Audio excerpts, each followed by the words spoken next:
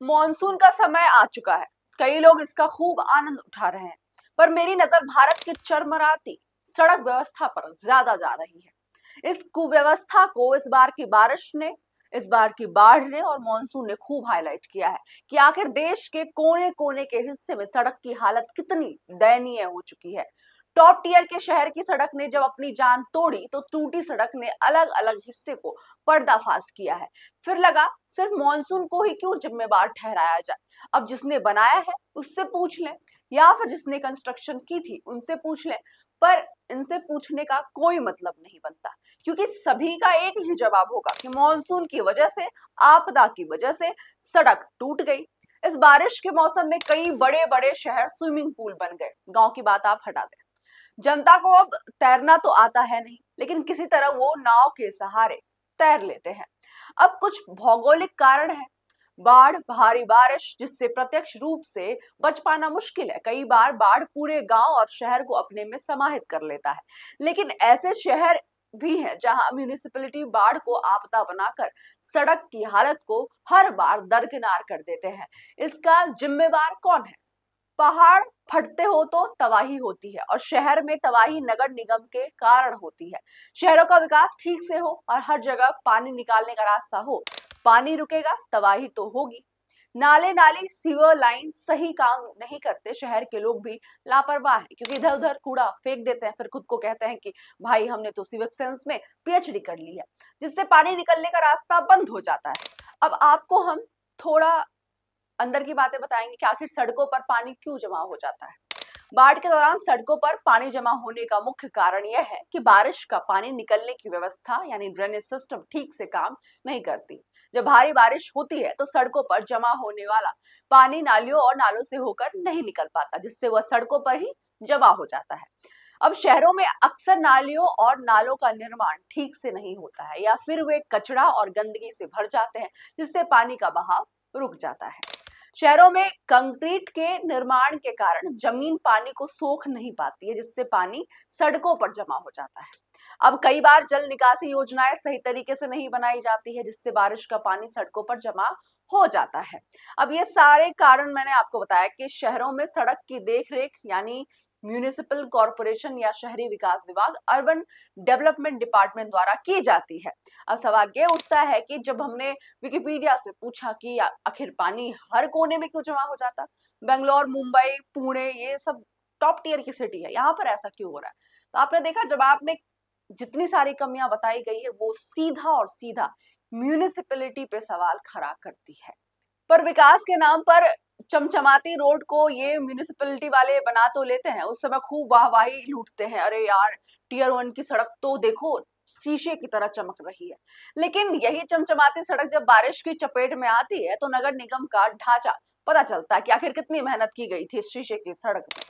पर कुछ तस्वीर की ओर हम आपको लेकर चलेंगे और बताएंगे आखिर देश की राजधानी दिल्ली से लेकर, जयपुर से लेकर केरल तक किस तरीके से सड़क की हालत इतनी खराब है, जो कि द हिंदू जैसे टॉप जर्नलिस्ट के राइटर इसको लिखा करते हैं कि आखिर भाई जब टॉप टियर की ये हालत है तो फिर हम गांव के रोड से क्या उम्मीद लगा सकते हैं कि उनकी हालत क्यों ऐसी हो गई है। पर कुछ तस्वीर हम आपको लेकर चलेंगे, और इस तस्वीर में हम सबसे पहले आपको लेकर चलेंगे देश की राजधानी दिल्ली की ओर। नजर डालते हैं थोड़ा। दिल्ली में हर साल सड़कों पर पानी जमा हो जाते हैं, और हर साल मॉनसून के बाद ये मुद्दा भी बन जाता है।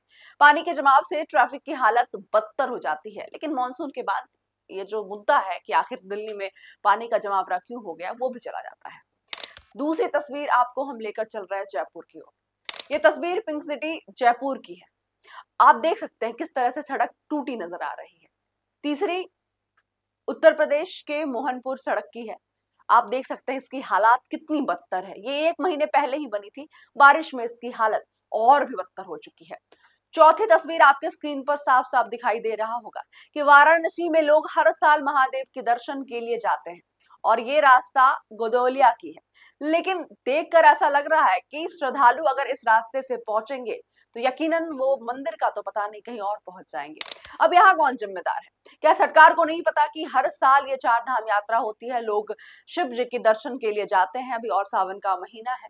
इस उपलक्ष्य में लोग, श्रद्धालु लोग अपनी श्रद्धा से शिव जी को देखने जाते हैं, उनके दर्शन लेने जाते हैं, और वैसे में अगर उनको ऐसी सड़क की हालत दिखे तो क्या इमेज बनती है और जनता के मन में क्या सवाल होता होगा, ये थोड़ा सोचने वाली बात है। अब पांचवी तस्वीर आप देखें, बेंगलुरु। बेंगलुरु मुझे लगता है कि बहुत खूबसूरत ये शहर है, लेकिन इसकी अंदर की कहानी कुछ और है। तस्वीर आप तक पहुंच रही है, ये द हिंदू की रिपोर्ट में था कि बेंगलुरु टॉप टियर सिटी में है, वहां की हालत ऐसे फिर क्यों है? तो गांव से आप कैसे आस लगा सकते हैं कि वहां की सड़क इतनी अच्छी होगी?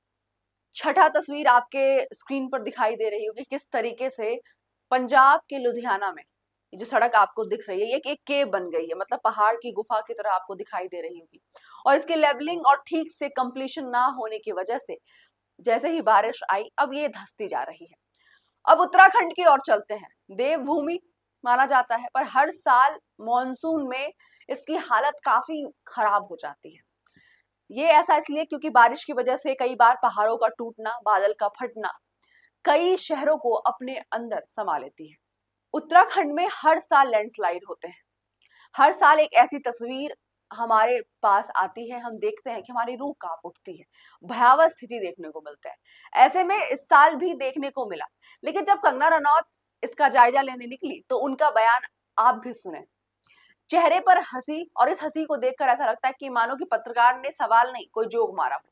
उन्होंने इस जवाब में कहा कि ना मेरे पास आपदा राहत फंड है और ना मैं कैबिनेट में मंत्री हूं। बयान पर घिरी सांसद करना तो सफाई में ये कह देती है, तो किसके हाथ में है? जब वोट देने की बात आती है तो जनता एक ऐसे नेता को अपने सामने खड़ा करती है जिनके मुंह से ये बयान निकलता है कि आखिर मेरे हाथ में कुछ नहीं है।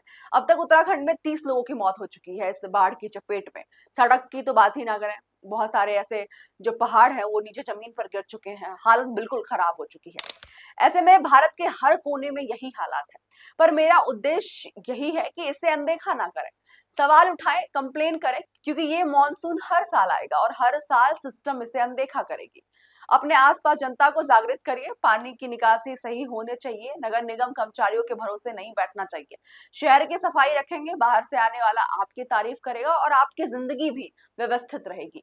तो ये रिपोर्ट आज की थी कि इस बार की जो मॉनसून है वो किस तरीके से अपना कहर बरपाया है और किस तरीके से भारत के हिस्से में हर कोने में जो लॉस हुई है, लोगों की जान गई है, लेकिन उसके बीच में कैसे सड़क एक ऐसा मुद्दा उठकर सामने आया जिसको मैंने कवर करने की कोशिश की है। इस पर आपकी क्या राय है, क्या विचार है कि आपके शहर में जो रोड सिस्टम है, जो रोड की व्यवस्था है वो सही है? तो हमारे कमेंट सेक्शन में जरूर बताएं, और मैं अनीशा ऐसे रिपोर्ट के साथ हर रोज आते रहूंगी।